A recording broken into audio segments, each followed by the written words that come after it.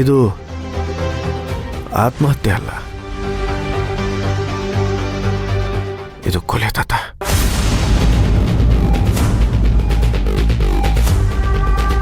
ಇದು ಕೊಲೆ. ಖಂಡಿತ ಇಲ್ಲ ಯಜಮಾನ್ರೆ. ಪೊಲೀಸರು ಜಾಕ್ ಬಂದಿದ್ರು, ಅವ್ರಿಗೂ ಸೂಸೈಡ್ ಲೆಟರ್ ಸಿಕ್ಕಿದೆ. ಅದರಲ್ಲಿ ನನ್ನ ದೇವ್ರಿಗೆ ನಾನು ದ್ರೋಹ ಮಾಡೋಕ್ಕೆ ಇಷ್ಟ ಇಲ್ಲ. ಅದಕ್ಕೆ ನನಗೆ ನಾನೇ ಶಿಕ್ಷೆ ಕೊಟ್ಕೋತಾ ಇದ್ದೀನಿ. ನನ್ನ ಸಾವಿಗೆ ಯಾರೂ ಕಾರಣರಲ್ಲ, ನನ್ನ ಪಾಪನೇ ನನ್ನ ಸಾವಿಗೆ ಕಾರಣ. ಸತ್ಯಮೂರ್ತಿಗಳೇ, ದಯವಿಟ್ಟು ನನ್ನನ್ನು ಕ್ಷಮಿಸಿ ಅಂತ ದಪ್ಪ ಅಕ್ಷರಗಳಲ್ಲಿ ಬರೆದು ನೇಣ ಹಾಕೊಂಬಿಟ್ಟಿದ್ದಾರೆ ಯಜಮಾನ್ರೆ. ತಾನೊಂದು ಬಗೆದರೆ ದೈವ ಒಂದು ಬಗೆಯಿತು ಅಂತಾರಲ್ಲ, ಇದಕ್ಕೆ ಅನ್ಸತ್ತೆ. ಪಾಪ ನಮ್ಮ ಪೂಜಾರ ಪರಿಸ್ಥಿತಿ ಏನಾಗಿತ್ತೋ ಏನೋ.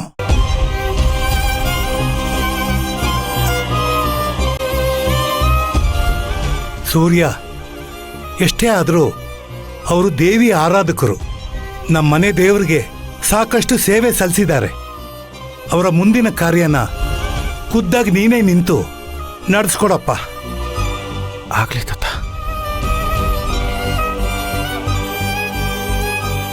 ಗೋಪಾಲ ನಡಿ.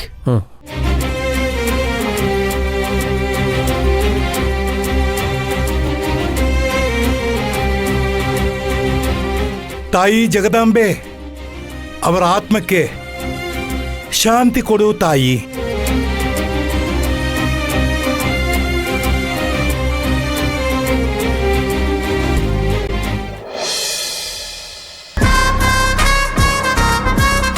ಅಪ್ಪ, ಯಾಕೋ ಮುರೀಂದ್ರ, ಏನಾಯ್ತು? ಪೂಜಾರಿ ಆತ್ಮಹತ್ಯೆ ಮಾಡ್ಕೊಂಡಂತೆ. ಅದಕ್ಕೆ ನೀನೇ ಕಾರಣ ಅಂತ ಗೊತ್ತಾಯ್ತು. ಯಾಕಪ್ಪ ಆ ಪೂಜಾರಿ ಆತ್ಮಹತ್ಯೆ ಯಾಕೆ ಮಾಡ್ಕೊಂಡ? ಏನ್ ಹೇಳ್ದೆ ನೀನು ಅವನ್ಗೆ? ಹೇಗಿದ್ರು ಆ ಸತ್ಯಮೂರ್ತಿ ಕುಟುಂಬದವರು ದೇವಸ್ಥಾನಕ್ಕೆ ಅಂತ ಬರ್ತಾರೆ. ಆಗ ತೀರ್ಥದಲ್ಲಿ ವಿಷ ಬೆರೆಸಿ ಅವರನ್ನೆಲ್ಲ ಕೊಂದು ಬಿಡು ಅಂತ ನಾನು ಹೇಳಿದ್ದೆ. ಆದ್ರೆ ಈಗ ನೋಡಿದ್ರೆ ಈ ತರ ಎಡವಟ್ಟಾಗೋಯ್ತಲ್ಲೋ. ನಾನು ಆ ಸತ್ಯಮೂರ್ತಿಯವರ ಕುಟುಂಬದವರಿಗೆ ಏನಾದರೂ ಕೆಡುಕು ಮಾಡಬೇಕು ಅಂತ ಹೊರಟಾಗ್ಲಲ್ಲ, ಯಾವುದೋ ಕಾಣದ ಶಕ್ತಿ ಅವರನ್ನು ಉಳಿಸ್ಬಿಡುತ್ತಲ್ಲೋ. ನಿನಗೇನಾದ್ರೂ ತಲೆಗಿಲೆ ಕೆಟ್ಟಿದ್ಯಾನಪ್ಪ? ನಾನೇನೋ ಕೋಪದಲ್ಲಿ ಅವ್ರನ್ನೆಲ್ಲ ಸಾಯಿಸ್ಬಿಡ್ಬೇಕು ಅಂತ ಹೇಳಿದ್ರೆ ನೀನ್ ಆ ಮಾತನ್ನೆಲ್ಲ ಸೀರಿಯಸ್ ಆಗಿ ತಗೊಂಡು ಕೊಲೆ ಪ್ರಯತ್ನನೇ ಮಾಡಕ್ ಹೊರಟಿದ್ಯಾ. ಆ ಪೂಜಾರಿ ಸತ್ತಿದ್ದೆ ಒಳ್ಳೇದಾಯ್ತು. ಒಂದ್ ವೇಳೆ ಅವ್ರೇನಾದ್ರೂ ಸತ್ತೋಗಿದ್ದಿದ್ರೆ ನಾನು ಅನಾಥನಾಗೋಗ್ಬಿಡ್ತಿದ್ದೆ. ಇದೇನು ಹೀಗೆಲ್ಲ ಮಾತಾಡ್ತಾ ಇದೀಯಾ? ಹೌದಪ್ಪ, ನನಗೆ ಆ ಕರ್ಣ ಮತ್ತೆ ಸತ್ಯಮೂರ್ತಿ ಜೀವಂತವಾಗಿರ್ಬೇಕು. ನಾನದೇನೇನು ಅವಮಾನಗಳನ್ನ ಅನುಭವಿಸಿದಿನೋ ಅದನ್ನ ಅವರಿಬ್ರು ಅನುಭವಿಸ್ಬೇಕು. ಅವ್ರೇನು ಕಷ್ಟಪಡದೆ ಹಾಗೆ ಸತ್ತೋಗ್ಬಿಟ್ರೆ ನನಗಾಗಿರೋ ಅವಮಾನಕ್ಕೆ ಏನ್ ಬೆಲೆ ಇರುತ್ತೆ? ಅವರಿಬ್ಬರನ್ನ ಸಾಯಿಸೋ ಹಕ್ಕಿರೋದು ನನ್ನ ಒಬ್ಬನಿಗೆ ಮಾತ್ರ. ಅವರಿಲ್ಲ ಅಂದ್ರೆ ನನಗೆ ಗುರಿನೇ ಇಲ್ಲ.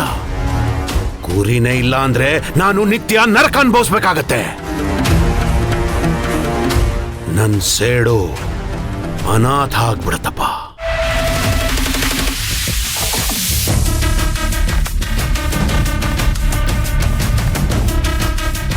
ಇನ್ಮೇಲೆ ನನ್ನನ್ನ ಕೇಳದೆ ನೀನ್ ಈ ತರದ್ ಯಾವ್ದಾದ್ರೂ ಹುಚ್ಚು ನಿರ್ಧಾರಗಳನ್ನ ತಗೊಂಡ್ರೆ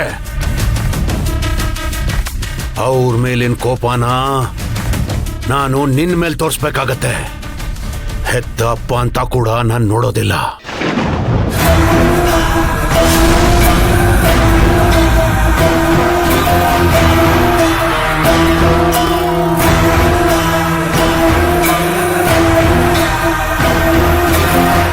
ಅಪ್ಪ, ನಿನ್ನ ಬಗ್ಗೆ ನನಗೆ ಅಪಾರವಾದ ಪ್ರೀತಿ, ಅಭಿಮಾನ, ಗೌರವ ಎಲ್ಲನೂ ಇದೆ. ಆದರೆ ಈ ವಿಚಾರದಲ್ಲಿ ನಾನು ಯಾವುದೇ ರೀತಿಯಲ್ಲೂ ಕಾಂಪ್ರಮೈಸ್ ಆಗೋದಿಲ್ಲಪ್ಪ.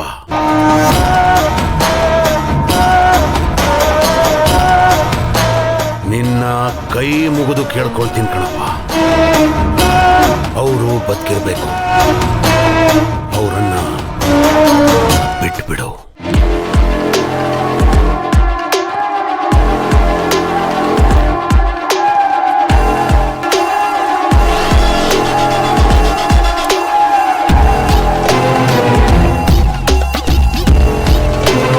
ಅವ್ರ ಮೇಲಿನ ಕೋಪನ ನಾನು ನಿನ್ ಮೇಲೆ ತೋರಿಸ್ಬೇಕಾಗತ್ತೆ.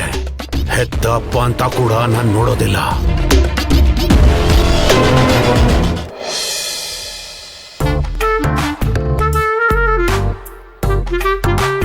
ಕೃಷ್ಣ, ಕೃಷ್ಣ.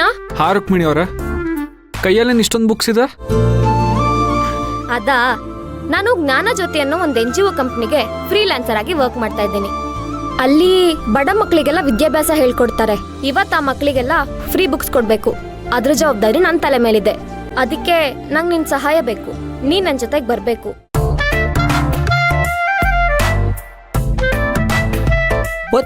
ಬೊತ್ತ ಈ ಕೃಷ್ಣ ಯಾರ ಅಸಿಸ್ಟೆಂಟ್ ಅನ್ನೋದೇ ಗೊತ್ತಾಯ್ತಾ ಇಲ್ವಲ್ಲಪ್ಪ.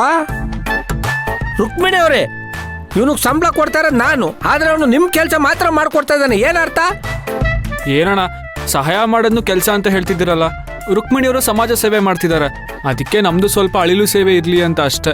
ಅಲೆಲೆಲೆ ಗೊಲ್ಲ ನೀನು ಗೋಪಿಲೊಲ್ಲ ಮುರಾರಿ. ಅಲ್ಲ ಕಣ, ಒಂದು ವಾರದಿಂದ ಇಬ್ರು ಹಾವು ಮುಂಗುಸಿ ತರ ಕಿತ್ತಾಡ್ತಾ ಇದ್ರಿ. ಏನೋ ಇದು ದಿಢೀರಂತ ಸಹಾಯ ಅಳಿಲು ಸೇವೆ ಅಂತ ಏನನ್ನೋ ಮಾತಾಡ್ತಾ ಇದ್ದಿಲ್ಲ ಕೃಷ್ಣ. ಗೋಪಾಲ, ಇಷ್ಟೊಂದೆಲ್ಲ ಬುಕ್ಸ್ ಓದ್ಕೊಂಡು ನಾನು ಗಾಡಿ ಓಡ್ಸಕ್ಕಾಗತ್ತಾ? ಅದಕ್ಕೆ ಕೃಷ್ಣನ್ ಕರ್ಕೊಂಡು ಹೋಗ್ತಾ ಇದ್ದೀನಿ.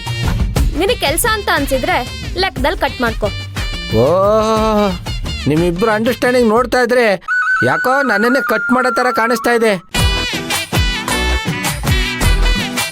ಪುಣ್ಯದ ಕೆಲಸ ಅಂತ ಹೇಳ್ತಾ ಇದ್ದೀರಾ, ನಾನು ಯಾಕೆ ಲೆಕ್ಕ ಹಾಕೊಳ್ಳಿ?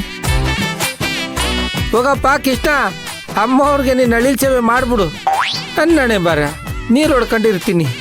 ಅಣ್ಣ ನೀವೇನೋ ಯೋಚನೆ ಮಾಡ್ಬೇಡಿ, ನಾನು ಹಿಂಗ್ ಹೋಗಿ ಹಂಗೆ ಬಂದ್ಬಿಡ್ತೀನಿ. ಲೇ ಕೃಷ್ಣ, ನೀನು ಹಿಂಗೋಗಿ ಹಿಂಗ್ ಬರಕ್ಕೆ ಇತ್ತಲ ಕಡೆ ಹೋಯ್ತಾ ಇಲ್ಲ ಕಣೋ. ಅಳಿಲ್ ಸೇವೆ ಮಾಡೋದಕ್ಕೆ ಸಿಟಿಗೆ ಹೋಯ್ತಾ ಇರೋದು. ಹೆಂಗೆ ಹೋದ್ರು 3 ಗಂಟೆ ಹಿಡಿಯುತ್ತೆ ಕಣ. ನೀನು ಹೋಗಿ ಬರೋವರೆಗೂ ನಾನು ಇಲ್ಲೊಬ್ನೇ.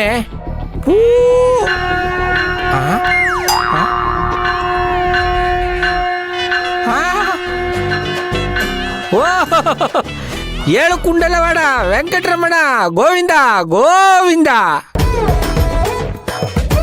ಸ್ವಾಮಿಗಳು ತಾವೇ ಹೋಗಿ ಅಪ್ಪಲ್ ಬಂದ್ರು. ಗೋವಿಂದ, ನಾರಾಯಣ, ಹರಿಹರ, ವಾಸುದೇವ, ಶ್ರೀಕೃಷ್ಣ. ಇಲ್ಲೇ ಇದ್ದೀನಿ, ಹೇಳಿ ಸ್ವಾಮಿ. ಲೇ ಕೃಷ್ಣ, ಅವರು ನಿನ್ನನ್ ಕರ್ದಿಲ್ಲ ಕಣ, ಶ್ರೀಕೃಷ್ಣ ಪರಮಾತ್ಮನ್ ಕರ್ದಿದ್ದು. ಆಹಾ, ಎಂತ ಅದ್ಭುತ ಜೋಡಿ. ಹಾ, ಮಿಥುನ ತಾರೆಗಳು ಮಿನುಗ್ತಾ ಇದೆ.